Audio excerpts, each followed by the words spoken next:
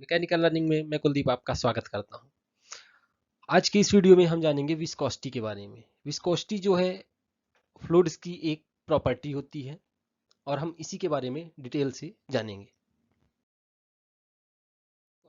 यानी कि श्यानता क्या है? बेसिकली श्यानता जो है द्रव की प्रॉपर्टी होती है, द्रव का एक विशेष गुण होता है। इस गुण के कारण द्रव की किन्हीं दो परतों के बीच जो बल लगता है उसका विरोध होता है।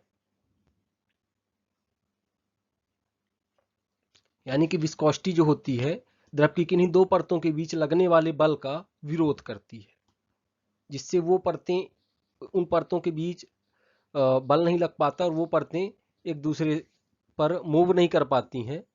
और इस गुण के कारण जो द्रव होता है, द्रव के बहाव को नियंत्रित किया जाता है। यही कारण है कि जो पानी होता है, पानी जल्दी बह जाता है, जबकि तेल या पारा उतनी तेजी से या उतनी जल्दी नहीं बह पाती हैं, क्योंकि पानी की विस्कोसिटी कम होती है, तो इसलिए पानी बह जाता है। लेकिन जिस द्रव की विस्कोसिटी जितनी ज्यादा होगी वो उतना ही गाढ़ा होता जाएगा और उतना ही कम बहेगा वो। इस तरीके से तेल भी जो होता है गाढ़ा होता है पानी की अपेक्षा और पानी की जैसे नहीं बह पाता है। इसी तरह जो ह्यूमन ब्लड है, यानी हमारी शरीर का जो खून होता है, ब्लड होता है, वो भी पानी से ज्यादा विस्कस होता है, ज्यादा श्यान होता है, इसलिए पानी की तरह वो नहीं बह पाता है। नहीं तो अगर पानी की तरह बहता तो चोट लगने पर शरीर में खून ही ना बच पाता।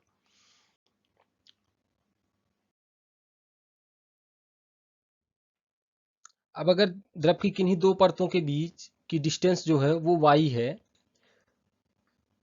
dy है, किन्हीं दो परतों के बीच, और ये दोनों परतें एक दूसरे के ऊपर अलग अलग वेग यानी कि u और u प्लस du से मूव कर रही हैं। एक का वेग u है, दूसरे का है u प्लस du। तो इनके मध्य एक शियर स्ट्रेस जनरेट होगा। मतलब ये दोनों परतें एक दूसरे पर एक स्ट्रेस लगाएंगी जिसे शियर स्ट्रेस बोलेंगे। और ये जो शियर स्ट्रेस होगा इस dy दूरी के सापेक्ष चेंज इन वेलोसिटी यानी कि du के समानुपाती होगा। यानी dy दूरी जो है, ये dy दूरी है y के रिस्पेक्ट में, तो इसके सापेक्ष ये जो du है, rate of change of velocity, इसके प्रोपोर्शनल कौन हो जाएगा? ये वाला जो हमारा शियर स्ट्रेस है। इस प्रकार जो टाउ है, टाउ इज इक्वल टू क्या आ जाएगा? Mu D plus D Y. जहां पे जो म्यू है वो कोफिशिएंट ऑफ विस्कोसिटी है, यानी कि विस्कोसिटी नियतांक या विस्कोसिटी गुणांक है। वहीं D U by D Y velocity gradient है, जिसमें डी यू का मान है चेंज इन वेलोसिटी और जो डी वाई है चेंज इन डिस्टेंस है। इस प्रकार इक्वेशन 1 से हमारे पास क्या है? Mu is equal to tau upon D U by D Y. अब अगर यहाँ पे जो D U by D Y यानी वेलोसिटी ग्रेडियंट है, इसकी वैल्यू 1 हो जाती है, तो जो हमारा म्यू होगा वो टाउ के इक्वल हो जाएगा। यानी कि जो हमारा कोफिशिएंट ऑफ विस्कोसिटी होगा वो शियर स्ट्रेस के इक्वल हो जाएगा। टाउ हमारा शियर स्ट्रेस है। इस प्रकार विस्कोसिटी को हम कह सकते हैं कि एक यूनिट शियर स्ट्रेन प्रोड्यूस करने के लिए, एक यूनिट शियर स्ट्रेन प्रोड्यूस करने के लिए जितना हमें शियर स्ट्रेस की आवश्यकता होगी वो हमारा क्या होगा? विस्कोसिटी। उतना शियर स्ट्रेस हमारी विस्कोसिटी हो जाएगी। It is denoted by symbol tau. इसे टाउ से दर्शाया जाता है। अब देख लेते हैं यूनिट ऑफ विस्कोसिटी को। विस्कोसिटी की यूनिट क्या होती है? विस्कोसिटी की यूनिट को हम इक्वेशन नंबर 1 जो कि होता है mu is equal to shear stress upon change of velocity upon change of distance इससे निकाल सकते हैं। यहां पे हम shear stress, change of velocity, change of distance की यूनिट्स को रखेंगे तो इस म्यू की यूनिट्स यानी कि वेलोसिटी की यूनिट्स आ जाएगी। कैसे? जैसे जो टाउ होता है यानी कि शियर स्ट्रेस, उसकी यूनिट होती है फोर्स अपॉन एरिया, उसमें मेन फोर्स अपॉन एरिया होता है। डी यू यानी जो चेंज ऑफ वेलोसिटी होता है उसमें होता है लेंथ अपॉन टाइम। वहीं जो डी वाई होता है वो लेंथ है। अब हम जब इसकी वैल्यू को रखेंगे म्यू पे तो क्या आ जाएगा? Force upon area upon length upon time और अपॉन लेंथ। यहाँ लेंथ और ये लेंथ दोनों कैंसिल हो जाएंगी, बचेगा क्या? Force into time upon length square. ये हो गई विस्कोसिटी। तो इसकी जो एसआई यूनिट होगी वो क्या हो जाएगी? फोर्स को न्यूटन से रिप्रेजेंट करते हैं एसआई में, तो newton into second upon metre square. वहीं एमकेएस में फोर्स को किलोग्राम फोर्स से रिप्रेजेंट करते हैं, तो kilogram force into second upon metre square. वहीं सीजीएस में dyne into second per metre square, centimetre square. इस प्रकार जो इसकी यूनिट्स होंगी उनका कन्वर्जन कैसे होगा इसको देख लेते हैं। तो एमकेएस से सीजीएस में कैसे कन्वर्ट किया जा सकता है? जैसे 1 किलोग्राम फोर्स पर second, 1 kilogram force second per metre square पे लग रहा है, तो इसको एसआई में लिखेंगे तो 9.81 newton into second upon metre square. और जब सीजीएस में लिखेंगे तो 9.81 into 10⁵ dyne second per metre square हो गया।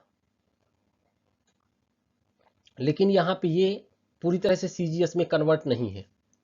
तो अगले स्टेप में हमने क्या किया कि वो किलोग्राम फोर्स पर सेकेंड स्क्वायर जो हमने पूरी तरह से सीजीएस में कन्वर्ट किया, तो क्या आ गया कि 9.81 into 10⁵ dyne into second upon metre के प्लेस पे क्या हो गया? 100 सेंटीमीटर। तो 100 सेंटीमीटर का होल स्क्वायर। जो आगे क्या हो गया कि 9.81 into 10⁵ upon 10⁴ dyne into second upon centimetre square. जहां पे 1 kilogram force second upon metre square की वैल्यू क्या निकल के आई? 9.81 into 10 dyne into second per centimetre square, या इसी को 98.1 dyne into second per centimetre square भी बोलते हैं। यहाँ पे जो 9.81 dyne into second per centimetre square है, तो ये dyne into second per centimetre square को इसको पॉइज बोलते हैं, इसको बोलते हैं पॉइज। तो यानी कि 1 kilogram force second per metre square को 98.1 पॉइज भी कहा जाता है। जबकि जो पॉइज होता है, एक पॉइज की वैल्यू क्या होती है? 10 Newton second per metre square. ये एक पॉइज की वैल्यू होती है। इस प्रकार अलग अलग सिस्टम की यूनिट्स में विस्कोसिटी की अलग अलग यूनिट्स होती हैं और उनका कन्वर्जन इस प्रकार से किया जाता है। अब हम जान लेते हैं काइनेमेटिक विस्कोसिटी के बारे में। जो काइनेमेटिक विस्कोसिटी है वो डायनेमिक विस्कोसिटी यानी विस्कोसिटी और डेंसिटी का रेशियो होता है। अर्थात जब विस्कोसिटी और डेंसिटी के रेशियो को निकाला जाता है तो वो काइनेमेटिक विस्कोसिटी कहलाती है। और इस विस्कोसिटी को बेसिकली न्यू से प्रेजेंट किया जाता है। मैथमेटिकली इसको कैसे लिख सकते हैं कि काइनेमेटिक विस्कोसिटी या nu is equal to viscosity upon density या म्यू अपॉन रो। इसकी यूनिट क्या होती है काइनेमेटिक विस्कोसिटी की? इसको शुद्ध गति की श्यानता भी बोलते हैं। तो जो इसकी यूनिट होती है, म्यू की यूनिट क्या होती है, फोर्स इंटू टाइम अपान लेंथ स्क्वायर, और रो की यूनिट मास अपान लेंथ क्यूब। ये म्यू और रो की यूनिट है। जब इसकी वैल्यू को हम काइनेमेटिक विस्कोसिटी या न्यू वाली वैल्यू पे रखेंगे तो क्या आ जाएगा कि force into time into length का क्यूब हो जाएगा और length square upon into mass हो जाएगा, जिसमें से ये लेंथ का स्क्वायर और ये क्यूब ये हट जाएगा, बचेगा क्या, force into time into length upon mass. और ये हमारा ये आ गया। इसके बाद हमें nu is equal to force into time into length upon mass आया। अब हम फोर्स की वैल्यू रखेंगे। फोर्स की वैल्यू क्या होती है कि मास इंटू लेंथ अपान टाइम स्क्वायर। ये फोर्स की वैल्यू होती है, मास इंटू लेंथ अपान time square, mass into length अपान टाइम स्क्वायर। तो इसकी वैल्यू जब हम रखें तो यहाँ पे टाइम से टाइम का स्क्वायर कैंसिल हो गया और मास से ये मास कैंसिल हो गया, जिसके बाद हमें बचा क्या, eta nu is equal to length का स्क्वायर अपान टाइम। न्यू की वैल्यू ये बची, लेंथ का स्क्वायर अपान टाइम, और यही काइनेमेटिक विस्कोसिटी की यूनिट हो गई। जब हम लेंथ की यूनिट रखेंगे और टाइम की यूनिट रखेंगे तो ऑलरेडी काइनेमेटिक विस्कोसिटी की यूनिट हमें मिल जाएगी।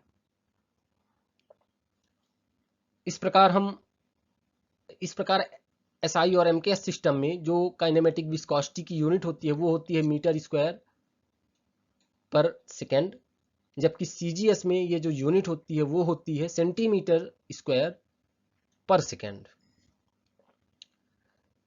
जिसमें 1 सेंटीमीटर स्क्वायर पर सेकेंड को 1 स्ट्रोक भी बोलते हैं। 1 सेंटीमीटर स्क्वायर पर सेकेंड को 1 स्ट्रोक कहा जाता है सीजीएस में। आई होप इस वीडियो में जो इन्फॉर्मेशन मैंने प्रोवाइड किया हो आपको अच्छे समझ आई होगी। वीडियो अच्छी लगती है तो वीडियो को लाइक कीजिए, चैनल को सब्सक्राइब कीजिए और वीडियो को ज़्यादा से ज़्यादा शेयर कीजिए। मिलते हैं नेक्स्ट वीडियो में। जय हिंद।